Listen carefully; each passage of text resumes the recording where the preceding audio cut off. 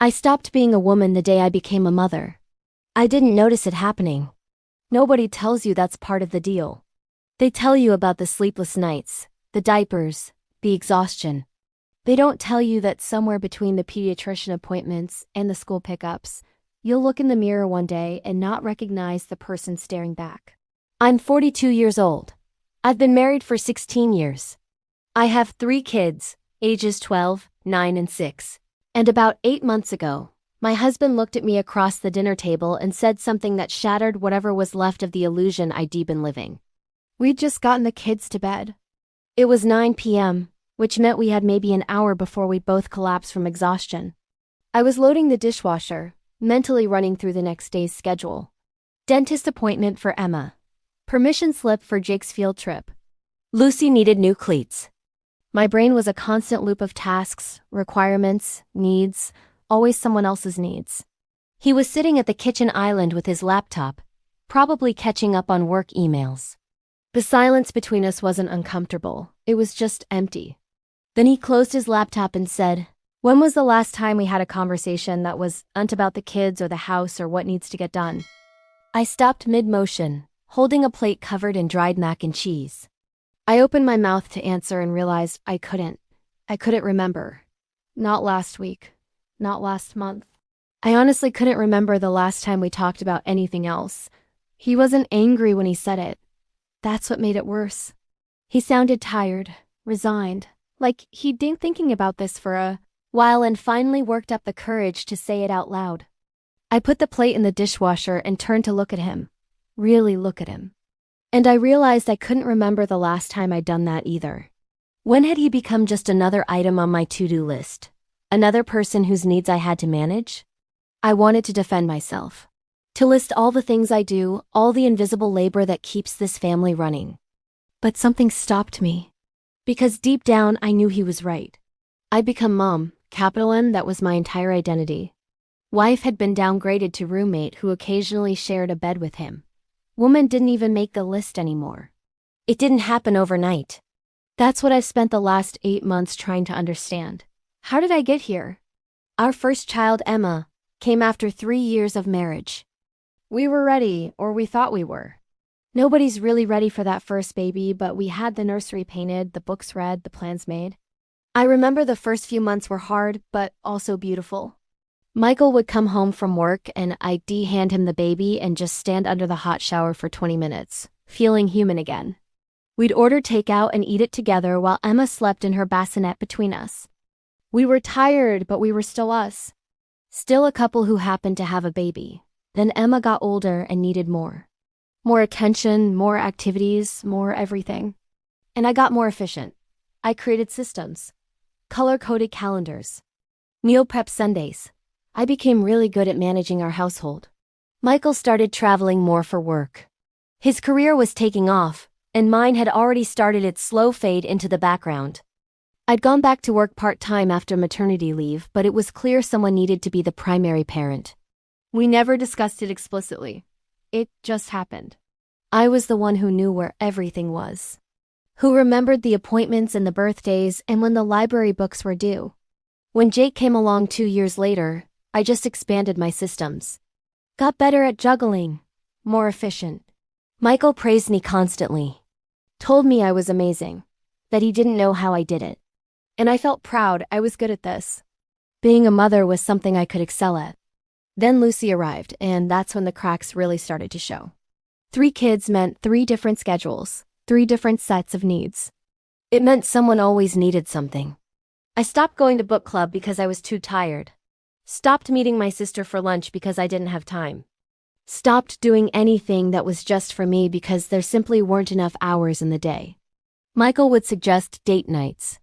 I'd agree, but then Emma would have a project due, or Jake would get sick, or I'd just be too exhausted to put on real clothes and have a conversation. It was easier to say no. Easier to just stay in mom mode because that's what I was good at. What I didn't see then was that I was disappearing. The woman Michael married loved trying new restaurants. She'd stay up late reading novels and would excitedly tell him about the plot twists. She was curious about the world, had opinions about politics and art and music. She laughed easily and flirted shamelessly, and wore dresses just because they made her feel pretty. That woman had slowly been replaced by someone whose entire vocabulary revolved around children, activities, and household management. Someone who wore yoga pants not because she did yoga, but because they were comfortable and had no buttons to deal with.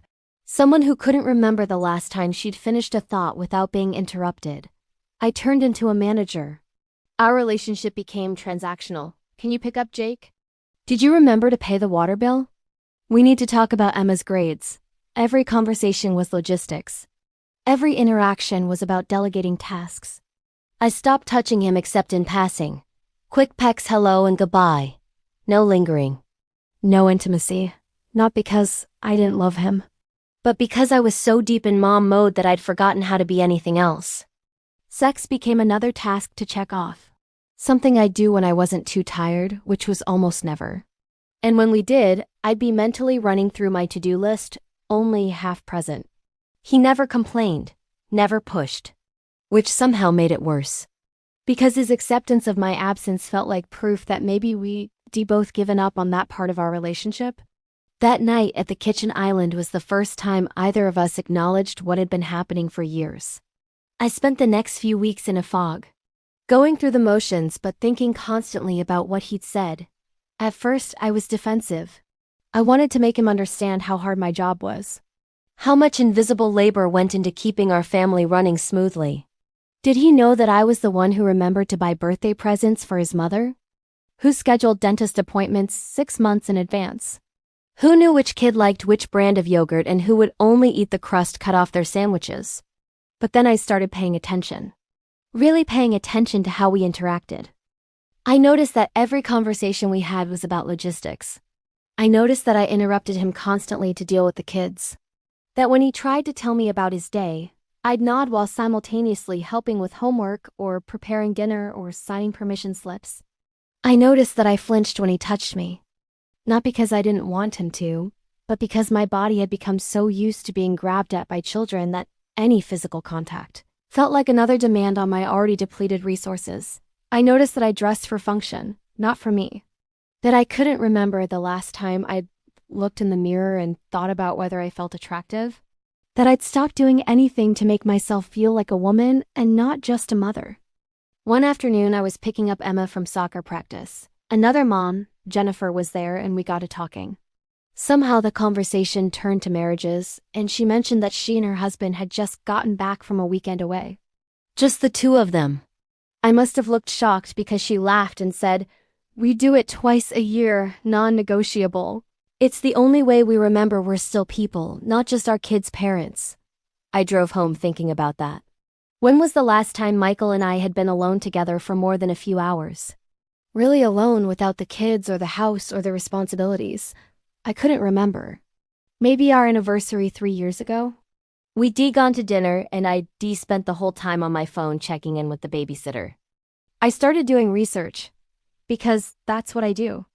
When there's a problem, I research it. I found articles about maternal gatekeeping, this concept where mothers become so efficient at running the household that they inadvertently push their partners out. Where they believe only they can do things right, so they do everything themselves. I saw myself in every article. I'd become the expert on our family. And in doing so, I'd made Michael a spectator in his own home. No wonder we didn't connect anymore. I turned him into someone who just needed to follow instructions. I found studies about American women and the mental load, about how mothers carry the cognitive burden of running a household even when partners help with actual tasks. About how that constant background processing leaves no mental space for anything else, including maintaining adult relationships.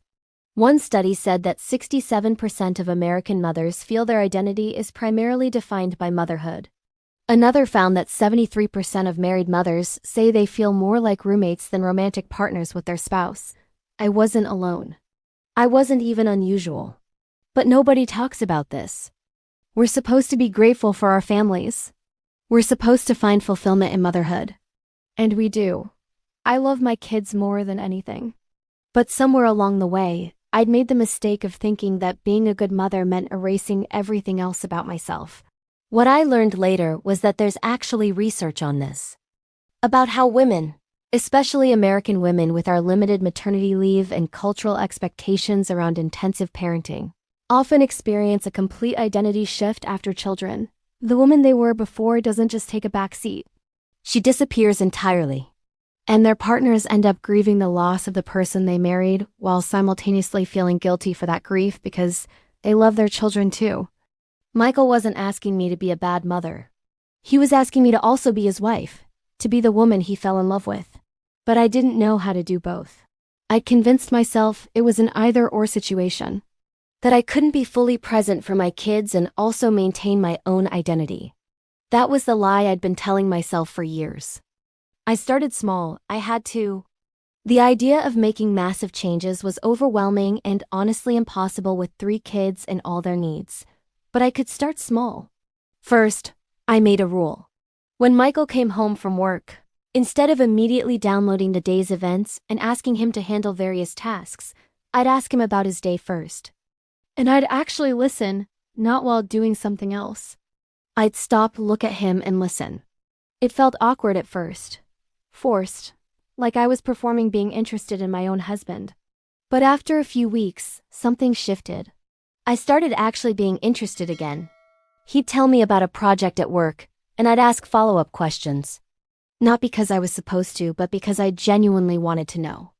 I'd forgotten that he had an entire life outside our house. Problems and successes and frustrations that had nothing to do with our children. Second, I started letting go. This was harder. I'm a control freak. I can admit that. But I started delegating things to Michael that I'd always handled. Not just tasks, but decisions. Emma needed new shoes. He could take her shopping and decide what to buy. Jake had a school project. Michael could help him without me hovering and correcting. At first, they did things differently than I would have. Emma came home with shoes I wouldn't have chosen. Jake's project looked different than if I'd helped. And I had to physically bite my tongue to keep from commenting. But, you know what? Emma liked her shoes. Jake was proud of his project. And the world didn't end just because things weren't done my way. Michael started stepping up more because I'd created space for him to do so. And I started having mental energy left over for other things. Third, and this was the scariest one, I started doing things just for me. I joined a book club again. Real books, not parenting guides. I started going to a yoga class on Saturday mornings. Michael would handle the kids, and I'd go do something that had nothing to do with being anyone's mother. I started dressing in clothes I actually liked instead of whatever was clean and comfortable, not every day. I'm not going to pretend I transformed into some perfectly polished version of myself, but some days I'd put on a dress. Or real pants with a button.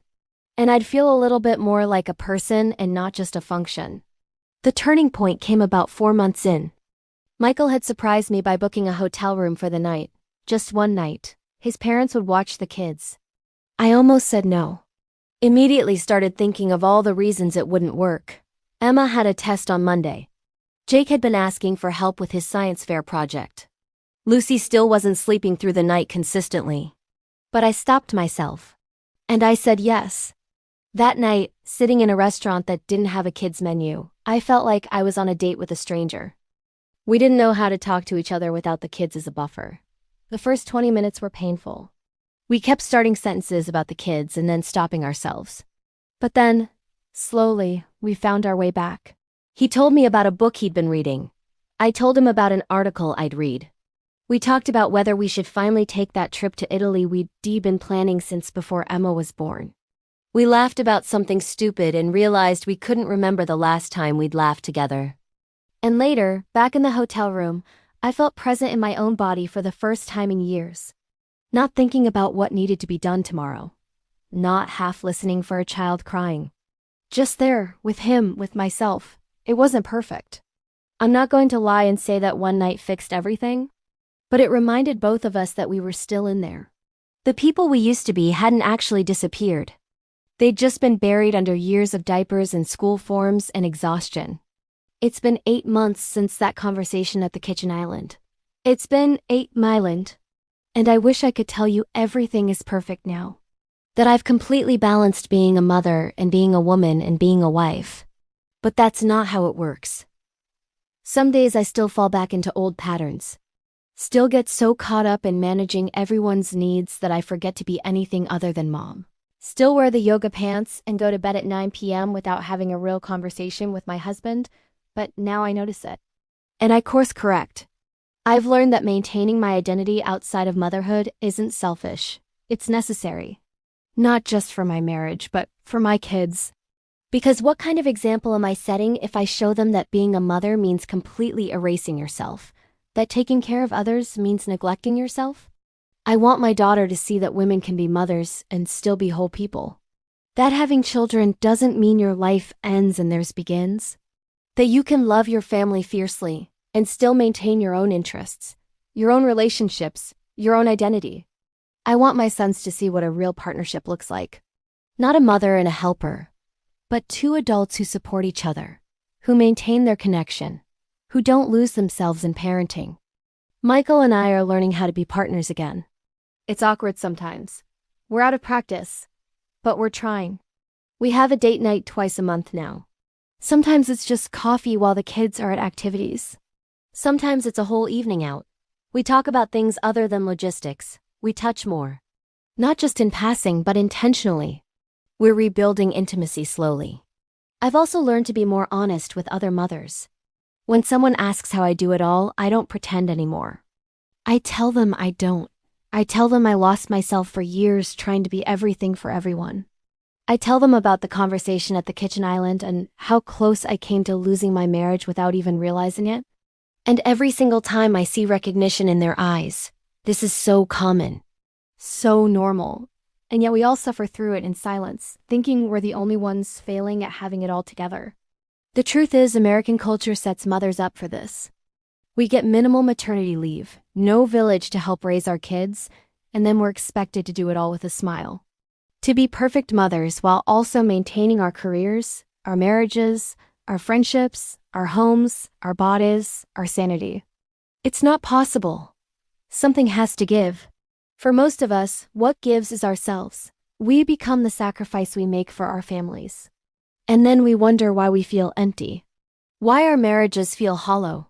Why we don't recognize ourselves anymore. I'm not completely fixed. I don't think you ever really are, but I'm better. I'm more present. I'm remembering how to be a woman, not just a mother. I'm remembering that I'm allowed to have needs too. That maintaining my identity in my marriage isn't taking away from my kids. It's giving them a better version of me. If you're feeling what I felt, if you look at your partner and realize you become strangers who happen to raise children together, I want you to know something. You're not broken. You're not a bad mother. You're not selfish for wanting to feel like yourself again. You're human, and you're not alone. Millions of American women are going through exactly what you're going through. Feeling guilty for resenting the life they built. Feeling trapped between being a good mother and being a person. Feeling like they've lost themselves and don't know how to find their way back. There is a way forward. It doesn't mean being a worse mother. It doesn't mean neglecting your kids. It means remembering that you matter too, that your needs are valid. That your identity outside of motherhood is worth preserving. Start small. Have one conversation with your partner that isn't about logistics. Do one thing this week just for yourself. Let go of one thing that doesn't have to be perfect. You don't have to fix everything at once. You just have to start remembering that you're still in there. The woman who existed before kids. She didn't die. She's just been dormant, waiting for permission to come back. And here's what nobody tells you about motherhood. Being a whole person doesn't make you a worse mother. It makes you a better one. Because your kids need to see you as human, not as a martyr. They need to see that adults have rich, full lives beyond just serving others. They need to see what healthy relationships look like, not two exhausted people who barely speak to each other. You're teaching them how to live. Make sure you're teaching them something worth learning. 8 months ago, I thought I had to choose, mother or woman, wife or parent. But I've learned that's a false choice. I can be all of it, not perfectly. Not all at once, but I can be a mother who also maintains her identity. A wife who also prioritizes her children. A woman who hasn't disappeared completely beneath the weight of everyone else's needs. And so can you. Before I go, I need to be transparent with you. This story? It was created with AI. The narrator, the specific details, the timeline, they're fictional. But here's what's real: the emotions, the struggles, the questions. This story represents the lived experiences of millions of American women. Women who felt exactly what you just heard. Women who thought they were alone. Women who've lost themselves in motherhood and don't know how to find their way back. Women who look at their partners and see strangers. Women who've forgotten what it feels like to be anything other than mom. If this resonated with you, that's because the feelings are real. Even if this particular story isn't. The statistics I mentioned, the research about maternal identity loss and the mental load in American mothers feeling like roommates with their spouses, that's all real. The experience of slowly disappearing into motherhood while everyone around you celebrates how well you're doing it, that's real. The guilt and the exhaustion and the grief for the person you used to be, all of that is real. This story was created to give voice to something so many women experience but rarely talk about, because we're supposed to be grateful. We're supposed to find complete fulfillment in motherhood. And we do love our children, but we're also allowed to miss ourselves.